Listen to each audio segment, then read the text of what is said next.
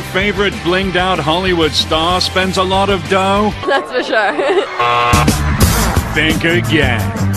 Because when it comes to lavish living, nobody brings it on like the billionaires. I'm the luckiest guy in the world, and when I die, I want to come back as me.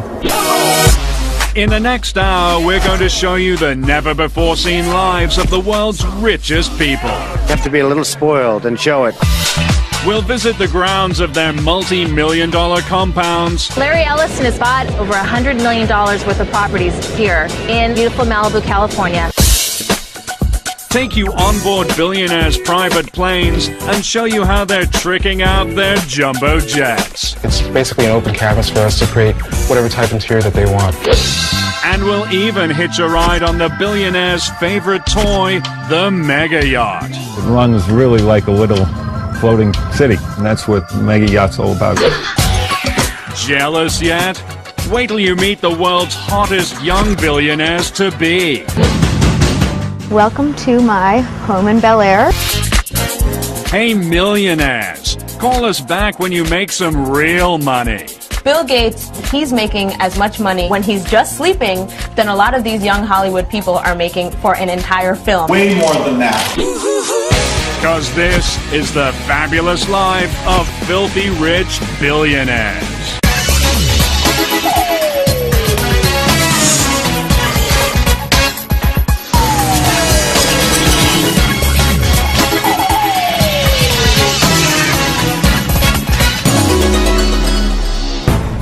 In 2006, Donald Trump filed one serious lawsuit in civil court, demanding $5 billion in damages. What happened? Was somebody cheating in his casino? Did somebody rob Trump Towers? Oh no. It was far worse. Some reporter had the gall to accuse Donald Trump of being only a millionaire. It really has nothing to do with ego.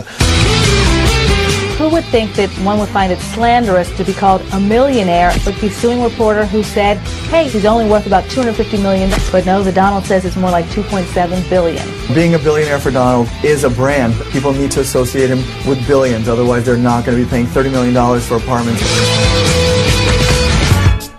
Yeah, because gaining entree into the billionaire club means joining the most elite economic class on Earth. Out of a global population of 6.5 billion humans, a mere 793 are billionaires. Just the interest on the money they have is more than most millionaires will ever collect in a lifetime.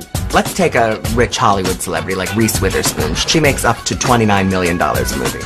In order for her to become a billionaire, she would have to make 35 movies. That's how rich these billionaires are. If a billionaire wanted to, they could buy about 3,000 Rolls-Royce cars, and that would only get through $1 billion of their fortune. Wow, how far we've come. And if you're lucky enough to join the select club of 10-digit dudes, living in some rinky-dink mega mansion simply won't do. If you're an A-list celebrity, you might be looking in the range of $10 million for real estate. If you're a billionaire, you don't really have a range. You can go $20 million, $40 million, $60 million, as much as it takes to get what you want. These billionaires have homes all over the world, so when they think about buying a new one, they don't agonize about a multi-million-dollar mansion the way a millionaire would. Yeah, because in the world of billionaires, buying a mega home is as easy as grabbing a pack of Twizzlers at the checkout. Just ask billionaire Dallas Mavericks owner Mark Cuban. He bought this Dallas mansion for $15 million in 2000 without ever laying eyes on it. This is my house, Casa de Cubana, and believe it or not, I bought this house sight unseen. A buddy of mine said, trust me, it's a great deal. And then I said, okay, when you have a lot of money, you can take chances. That's one of the great things about being a billionaire, you know. Mark's Casa de Cubana spans 24,000 square feet. And look out back. There's a gazebo big enough to fit a couple of million-dollar homes. But for Mark, it's just a place to keep his barbecue grill out of the rain. I ain't even started yet. This is our summertime hangout here. Now, to some people, this might be a tennis court, but when you own the Dallas Mavericks, this is a basketball court. And obviously, after you get sweaty, then you got the pool. Most people have to, like, fly somewhere. This is kind of like our own resort. And even though his joint is spread across 7 acres, Mark's got one problem most billionaires would rather live without. Neighbors. That's why they're spending insane bucks to get extreme isolation. Billionaires sometimes don't want next-door neighbors, and they're probably the only people on Earth who can afford not to have them. Just ask the richest man on the planet, Microsoft founder Bill Gates. Not only does he have this 66,000 square foot, $140 million high-tech Seattle mega home, but he bought up the 11 surrounding plots for an additional $14.5 million just to make sure he never has to deal with the neighbors. It's a lot more than that. Bill Gates bought about a dozen properties on the shores of Lake Washington, which totally insulate him and his family from the world. And Bill's Microsoft co-founder, Paul Allen, with a net worth of $22 billion, he's got plenty of cash to make sure nobody's shacking up next door. Paul built a 7.5-acre, 47,000 square foot compound on Washington State's breathtaking Mercer Island. This $120 million estate has not one but 5 mansions, including a 10,000 square foot abode for Paul and a 6,500 square footer for his mommy. I think it makes a lot of sense. One mansion is for his mother.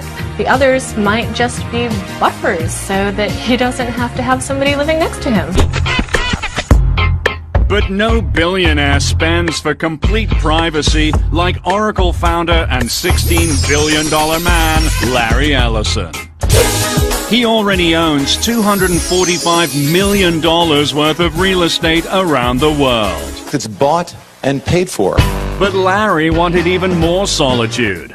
So in 2003, he set his sights on a nice quiet spread in Malibu Beach. Only problem? There's no such thing as a nice quiet spread in Malibu. Everyone wants to be on the beach in Malibu. It is tightly packed, with celebrities and millionaires. So what's a poor billionaire to do? Easy. Larry just bought up a whole swath of homes in Malibu's most exclusive area, Carbon Beach, and made himself the only kid on the block. It's so rare to actually get property available on Carbon Beach. Behind us here are 5 consecutive properties that Ellison recently purchased. He actually went up to the doors and knocked and said, I'm going to give you an offer that you can't refuse, and basically they decided to sell. Yeah. Yes, that's 5 ultra-plush beachfront properties in a row, just for a little freaking privacy. Within the last few years, Larry Ellison has bought over $100 million worth of properties here in beautiful Malibu, California. If you have a palace, that just gives you cachet way far above and beyond a regular billionaire. Owning a palace is the ultimate in billionaire living, and one of the fringe benefits of being a royal billionaire. Can you imagine calling Domino's Pizza and say, like, yes, I need like a pepperoni pizza, sent it to the palace? But if you thought palaces were just something of the past, think again. 'Cause these days billionaires are building brand new ones, bigger and more tricked out than in the days of yore. Take this guy, the oil-rich Sultan of Brunei. He built himself this shiny new palace in the early 80s, and at 2.1 million square feet, it's the largest residential palace in the world. This place is gold-domed. It's bigger than the Vatican. It's on par with Versailles. It's got 1,788 rooms, and its dining room seats 5,000 people. Then there's 49-year-old Saudi Prince Al Walid. In 1997, he dropped $130 million to build his very own palatial oasis. Why not when you're worth $20 billion? Prince Al Walid of Saudi Arabia's palace is bigger, grander, more lavish, probably, than the homes of the top 5 billionaires in the world put together. This is someone who's living truly the most luxurious and wealthy lifestyle that you can imagine.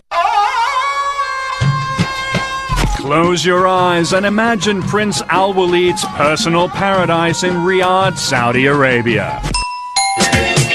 With 317 rooms, this Mideast mammoth checks in at 400,000 square feet. It's got a 20-foot-high wall of water fountain and a 75-foot-high foyer framed by dual winding staircases. There are also indoor-outdoor swimming pools, a screening room, a bowling alley, and a beauty salon. I feel at home, really. I like it. And just like a Sahara sandstorm, Al Walid's ginormous palace has been known to swallow travelers whole. I got lost in one of his closets. They just would go on and on and on. You had no idea where you were. Everyone walks around the prince's palace with walkie-talkies and say, I'm in this green room. Oh, that's the so-and-so room. Go into the blue room, and then a quarter mile later you'd be somewhere and maybe someone would find you. Good thing the prince has a staff of 180 to help with search and rescue. So Al Walid can kick back in front of one of his 520 TVs and worry about what really matters. His money. The stars. Unreachable normal human has $1 billion.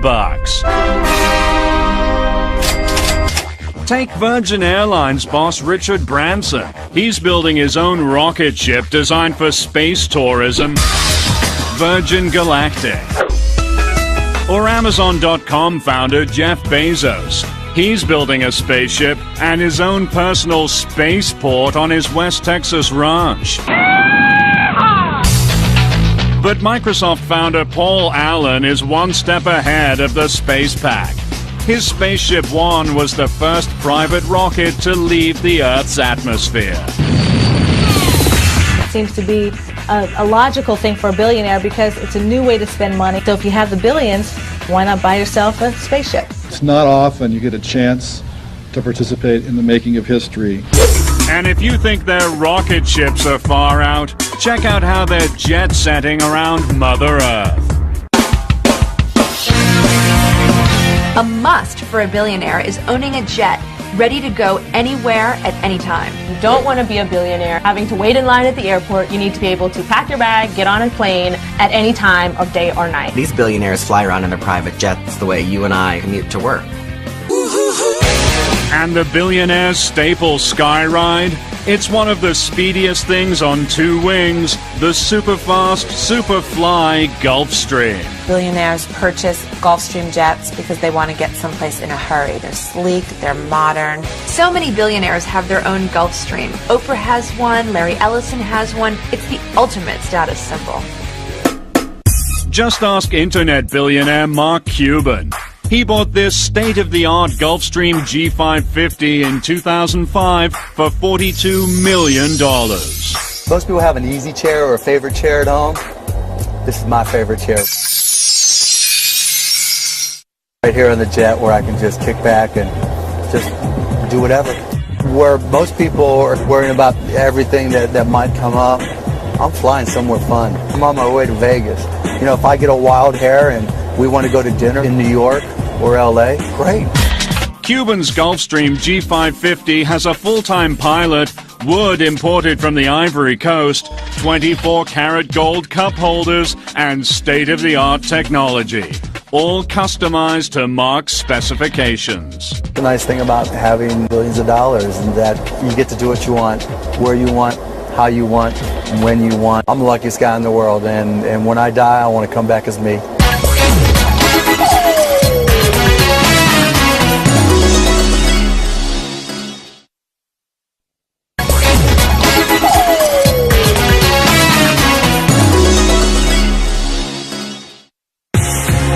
While the Gulfstreams might be the sleekest thing in the sky, for billionaires who want a little more legroom, they're buying their own jumbo Boeing jets, turning airborne behemoths into their own personal mansions in the sky.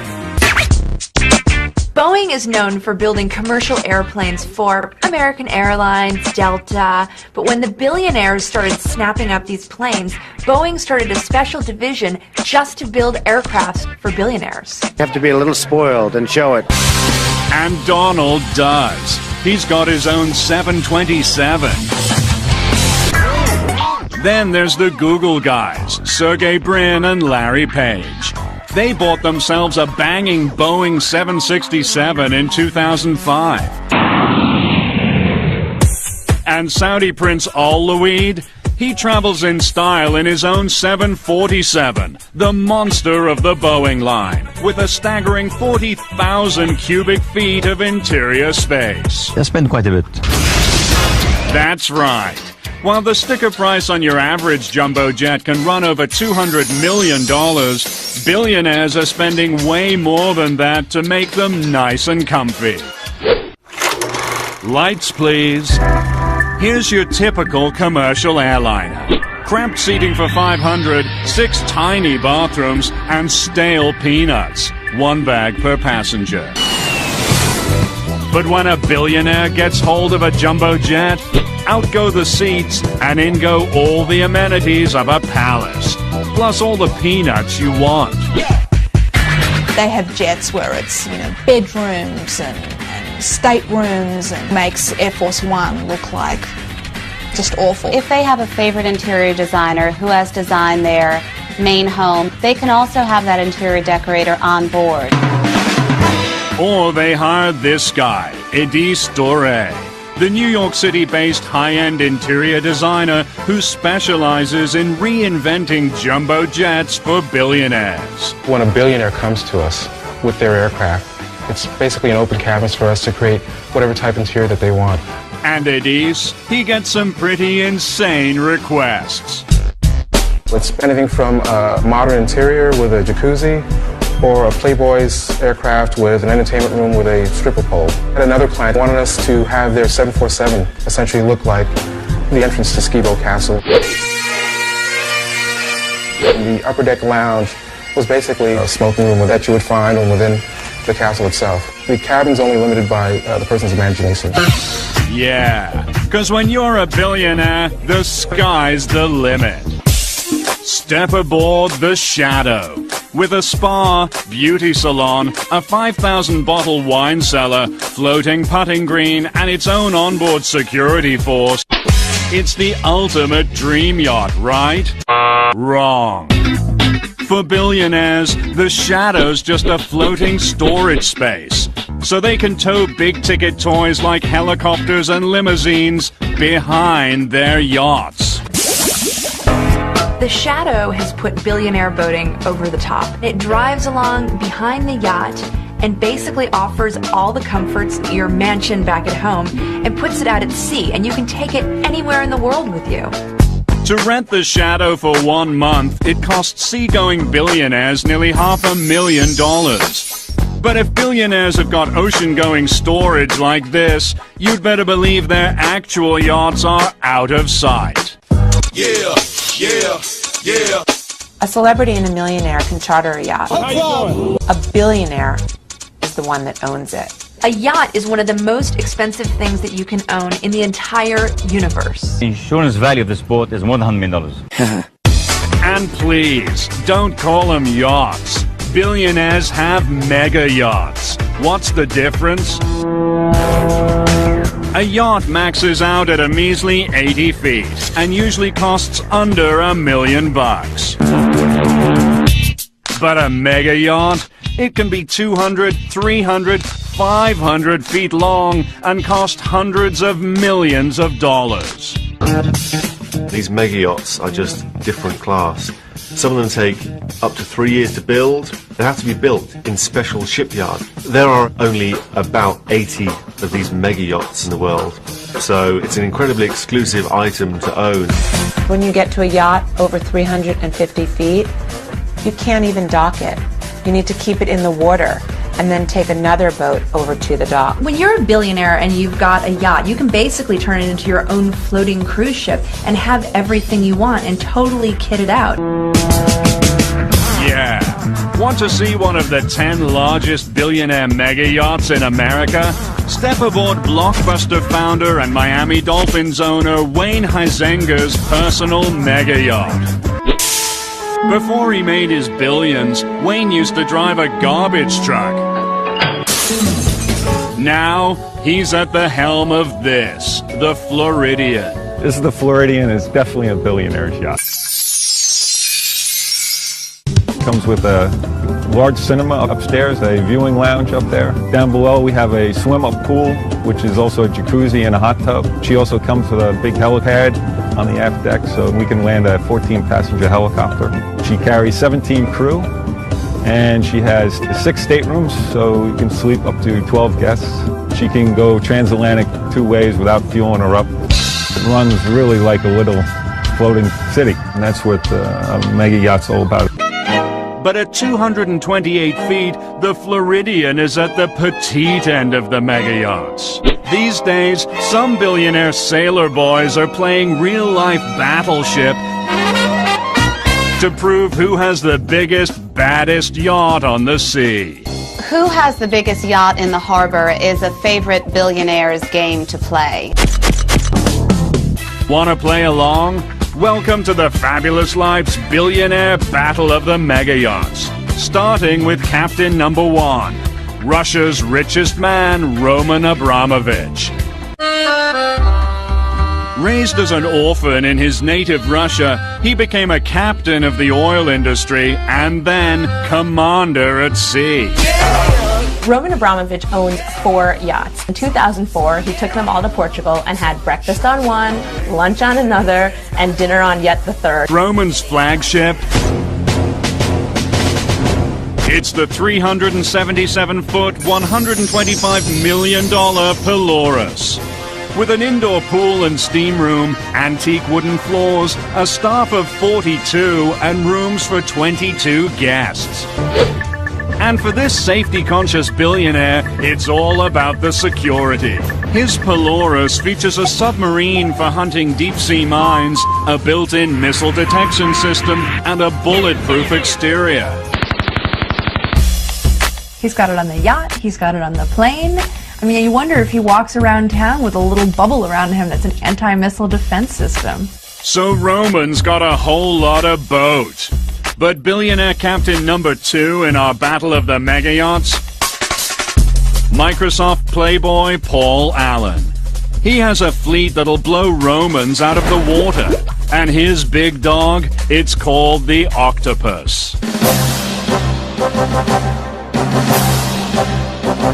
I mean, it's just amazing.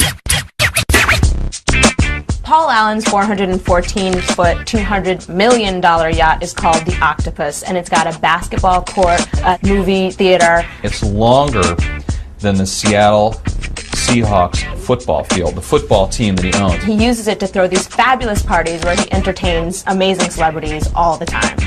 Just last year, Paul Allen had the likes of George Lucas, Justin Timberlake and Cameron Diaz, Bono and Usher on his yacht. When Usher was on board the ship, he recorded a song with Paul Allen in the onboard recording studio.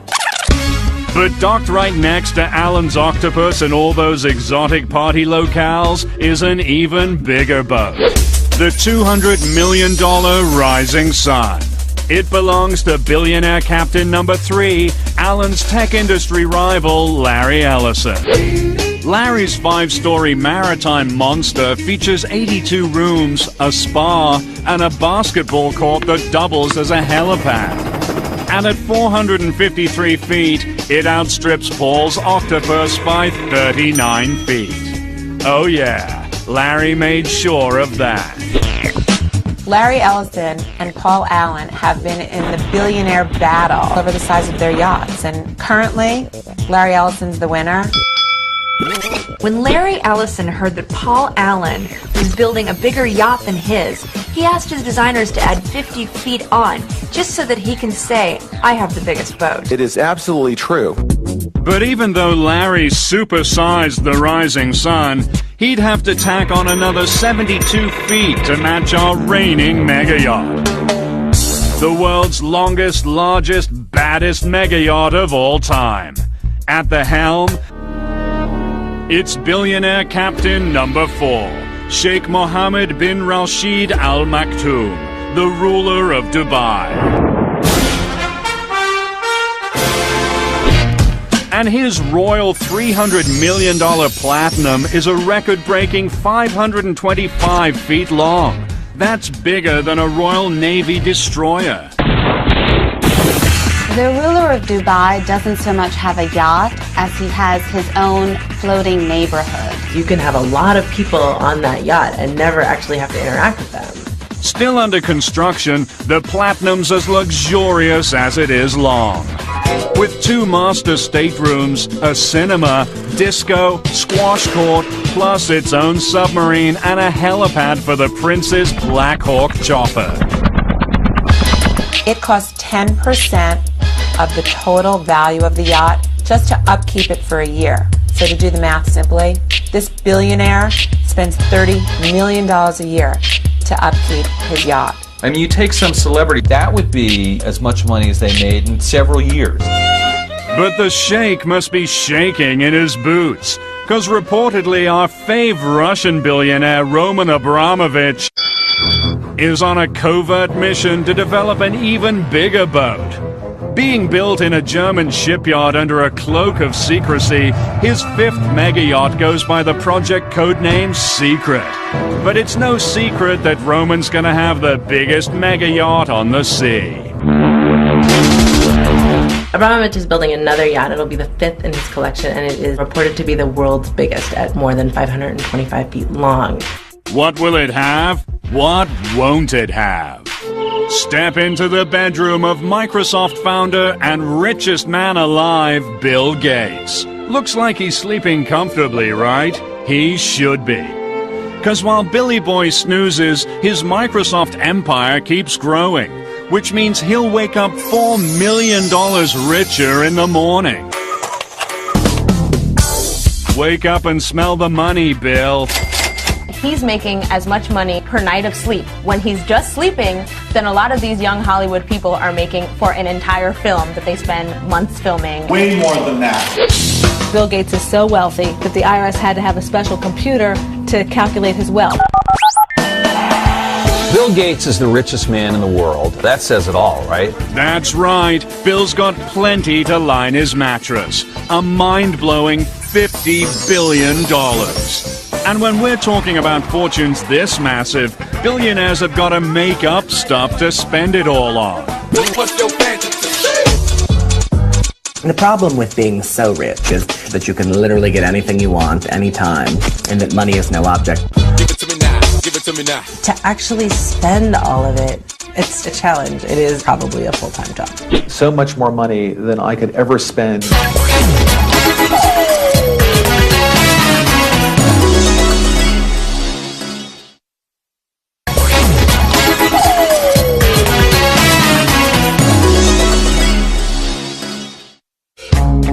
Billionaires buy things that even the super rich would think is extremely extravagant. It's called fantasy spending. Take billionaire record company mogul David Geffen. He doesn't have regular floors in his Beverly Hills estate. Oh no. He's got the very wood floors where Napoleon proposed to Josephine. And our buddy Bill? He recently bought an ultra-rare notebook belonging to Leonardo da Vinci for $32 million. Bill Gates spent $32 million on a little notebook that Leonardo da Vinci had scribbled some ideas in. That's how rich these people are. They could just drop $32 million on a little 72-page notebook. But the latest, most lavish trend in billionaire fantasy spending, it's all about owning their own sports franchises.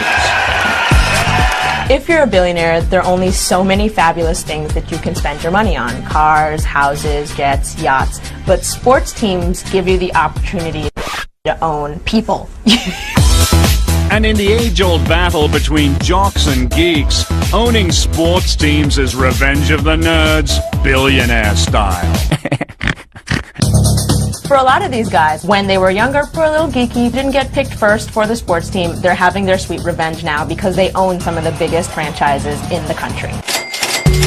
Take our fave techno-geek money man, Mark Cuban. When Mark was in high school, the jocks called him and his friends the Turtle Club because they ran so slow.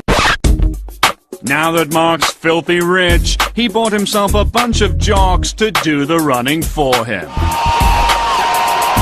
Mark Cuban has spent almost $300 million in the Dallas Mavericks. I spent a whole hell of a lot of money. But no Silicon Valley super nerd conquered the sports world like Microsoft's $22 billion man, Paul Allen. Here's a younger Paul with fellow Microsoft co-founder Bill Gates. Not exactly the picture of athletic excellence.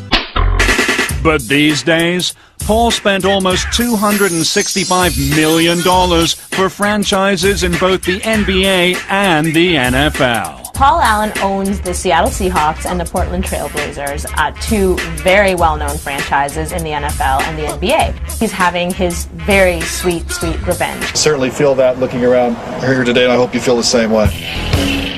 Allen may have bought himself a whole lot of jock cred, but he hasn't been able to buy his team's championships. For that, you gotta spend even bigger bucks. Like Russian $18 billion man Roman Abramovich. This football fanatic didn't just want to own a soccer team, he wanted to own the best soccer team on earth. In July 2003, Roman Abramovich bought Chelsea Soccer Club for £90 million. Chelsea were pretty good before Roman came along, but as soon as Roman's money came into the equation, they became invincible.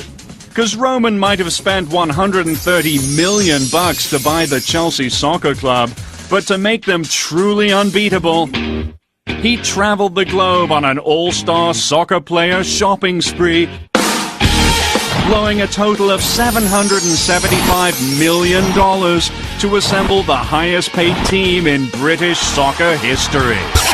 He's dwarfed the competition, certainly in terms of payroll. He's the Steinbrenner of soccer. Roman's money paid off because last season they won the championship and they lost one game all season out of 38 games. It's an incredible record. Roman's team is so good in Chelsea that the entire UK is angry at him. British football is pretty much ruined. Oh, those billionaires. They'll never play fair. Don't sweat the technique. Think it's sweet to be a billionaire? Well, there are some lucky who are guaranteed to become billionaires without ever lifting a finger. Who are they? You're about to meet the 4 hottest billionaires to be on Earth. Starting with number 4. You might recognize 21-year-old Stavros Niarchos as Paris Hilton's sometime boy toy. But the Greek hottie is also heir to a $7.5 billion dynasty. Stavros Niarchos is this billionaire baby, and he is hot. People really just want to know about Stavros and what the family is about. He definitely has this European, international, mystique about him. Yeah. Because the second baby Stavros was born, he had billions on tap from both his mama and papa. Daddy Philip inherited a Greek shipping empire. And Mommy Victoria, she's a Guinness. Of the Irish billionaire beer dynasty Guinnesses. He's got billionaires coming from both sides of him. That's 2 billionaires squeezing one out. Stavros spent a lot of his childhood in Samoritz, Monaco, those kind of billionaires' hangouts, skiing, windsurfing, playing around on yachts, having a great time. And lately, he's even gone a little Hollywood. He was dating Mary-Kate Olsen for a while, and then he started dating Paris. He's really gotten involved in some crazy hijinks. He supposedly trashed a hotel room in Las Vegas over Kelly Osbourne's birthday weekend. He wrecked Paris's $300,000 Bentley. So what? This guy can smash as many Bentleys as he wants. That's hot, whatever. Stavros just earned the first installment of his future fortune. With his 21st birthday in April 2006, he inherited $275 million. Just a taste of the riches to come. Number 3, Amanda Hurst. She's 22, with brains, beauty, and a last name that's truly legendary in the world of American money. Amanda Hearst is a descendant of William Randolph Hearst, the legendary newspaper man. You know, the Hearsts, of course, are worth billions, through their publishing empire. Amanda Hearst is really keeping up the tradition of an old-school billionaire-to-be. She has just sophistication, style, and class oozing out of her. Amanda's an heir to a $5.2 billion publishing fortune that includes 12 daily newspapers and over 120 magazines. And she isn't just sitting pretty on the Hearst media empire, she's looking hot in front of the camera too. In the great tradition of spawns of the rich and famous being models, she's modeled for Town & Country magazine, she's modeled for Tommy Hilfiger. People are clamoring for her to do their campaigns and be in their runway shows. But if you stood to inherit billions, why in the hell would you work for a living? Amanda donates whatever she makes on the runway to charity. Next, 26-year-old Casey Johnson. Casey's dad is sitting on an old money war chest of $3.6 billion. The Johnsons' money comes from Johnson & Johnson's, baby powder, Band-Aids. You just go into the medicine cabinet, there's tons and tons of Johnson & Johnson product. Her dad also owns the Jets, so basically they're definitely a powerful name in this country. Casey Johnson hangs out with other famous celebutantes like the Hiltons, but the Hiltons aren't billionaires. Casey's family is. Casey definitely stands to inherit a big fortune, but she's already spending like she's got one. Want proof? Casey invited us over to her brand new multi-million-dollar LA mansion to show us how a billionaire-to-be really lives. Welcome to my home in Bel Air. We're going down to the pool area, which is kind of a hike. When I first saw the view of the pool from the house, is kind of when I fell in love with the home. And there's a lot to love. With a formal sitting room, a dining room, and even a guest house for her full-time live-in chef. But who cares about that stuff? For a billion-dollar fashionista, it's all about closet space. I can be in cowboy boots and jeans, and the next day I can be in Pucci. And then the next day I can be in an Armani suit. And she's got plenty of shoes to match. A collection that includes roughly 200 pairs of ultra-lavish Manolo Blahniks worth an estimated $130,000. I love shoes. I'm a shoe freak. Manolo Blahnik. He just started making 6 inches, and he only made a couple pairs, so I bought all of them. But a billionaire-to-be can't keep her cash in her shoes. She's got to have a whole lot of handbags. And Casey, she's got around a whopping 400 pricey purses. This is where I keep the majority of my handbags. Well, I love Hermes. I like Gucci. I like Chloe, the Paddington bag. Fendi. I love Chanel. Very cute. If someone followed me around with a camera for 24 hours, they would not believe my life because it's absolutely incredible. As one of 3 siblings, Casey will likely inherit at least $1 billion. But the best part of being heir to the Johnson & Johnson fortune? Baby powder with your name on it. I represent, okay? Billionaire-to-be number 1, it's got to be the 23-year-old Brunei-born, London-bred party machine named Prince Azim. And that's no pretentious fancy boy name. This guy's really a prince. He is your ultimate billionaire-to-be. He has no top on what he could spend. Yeah, because when your daddy is the Sultan of Brunei, sitting on $20 billion, you'd better believe you can afford to live a little. Prince Azim has a father that is known all over the world as an icon for lavish spending, and this kid is definitely following in his footsteps. He is following a tradition of sort of international, rich jet set types who throw tons of money around and love to mix with the celebrities. When the raging royal turned 23 in 2005, he flew in half of Hollywood to help him blow out the candles in London. Prince Azim whisked in some glamorous celebrities: Scarlett Johansson, Misha Barton, and Kid Rock. Kid Rock. Get me Kid Rock. Everybody wants to get some stupid cash, right? And when the young prince isn't just importing celebs for his shindigs, he's lavishing them with expensive gifts to make sure they're best friends forever. Prince Azim really, really loves to go over the top when he wants to meet someone he really likes. That's for sure. After seeing Usher live in 2001, he reportedly sent the R&B stud $250,000 worth of booty, including a pair of Nikes encrusted in diamonds. Ooh, baby. It was really, really sexy. And now they're friends. It worked. Oh yeah. Because when you're one of 4 sons set to divvy up a $20 billion oil fortune, everyone wants to be your buddy.